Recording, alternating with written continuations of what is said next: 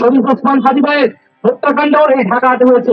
তিনি ঢাকাতে স্বতন্ত্রভাবে লড়াই করেছিলেন, কোন দল ছাড়া, কোন কর্মী ছাড়া। উনি আজাদির পক্ষে, ইনসাফের পক্ষে একাই সাহস করে দাঁড়িয়ে গেছিলেন গণতন্ত্রের পক্ষে।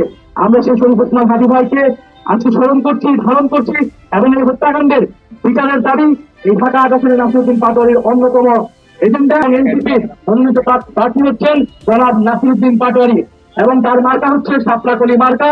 এই সাপলাকলি মার্কায় ঢাকাতে আপনারা নাসিরউদ্দিন পাটোয়ারিকে ভোট দিয়ে জয়যুক্ত প্রশাসন সবকিছুই পরিচালিত হয় ঢাকা আজকে কেন্দ্র করে।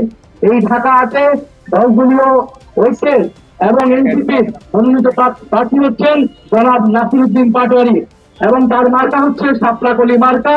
এই সাপলাকলি মার্কায় ঢাকাতে আপনারা নাসিরউদ্দিন পাটোয়ারিকে ভোট দিয়ে জয়যুক্ত করলে যদি সংসদে পাঠান, নাসিরউদ্দিন পাটোয়ারি আপনার কথা বলবে, আপনার পাশে থাকবে। এই ঢাকা হাটের বিভিন্ন আনাচে কানাচে যে মাফিয়া গোষ্ঠী কাজ করে, যে চাঁদাবাজ সন্ত্রাস গোষ্ঠী কাজ করে, তাদেরকে নির্মূল করাই নাসিরউদ্দিন পাটোয়ারির প্রধানতম এজেন্ডা। দ্বিতীয়ত, শরীফ ওসমান হাদি ভাইয়ের হত্যাকাণ্ড এই ঢাকাতে হয়েছে। তিনি ঢাকাতে স্বতন্ত্রভাবে লড়াই করেছিলেন, কোন দল ছাড়া, কোন কর্মী ছাড়া। উনি আজাদির পক্ষে, ইনসাফের পক্ষে একাই সাহস করে দাঁড়িয়ে গেছিলেন গণতন্ত্রের পক্ষে। আমরা সেই শরীফ ওসমান হাদি ভাইকে আজকে স্মরণ করছি, ধারণ করছি এবং এই হত্যাকাণ্ডের বিচারের দাবি এই ঢাকা আসনের নাসিরউদ্দিন পাটোয়ারির অন্যতম এজেন্ডা। আমরা এই এজেন্ডাগুলো নিয়ে এবারে নির্বাচনে অংশগ্রহণ করছি। আপনারা আমাদের জন্য দোয়া রাখবেন, সমর্থন রাখবেন।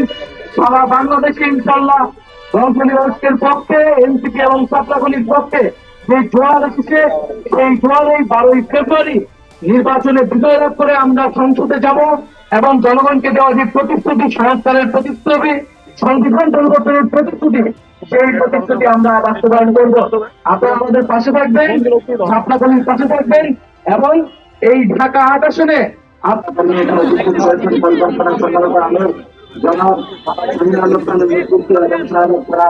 আমির আমরা সবাইকে ধন্যবাদ জানাচ্ছি।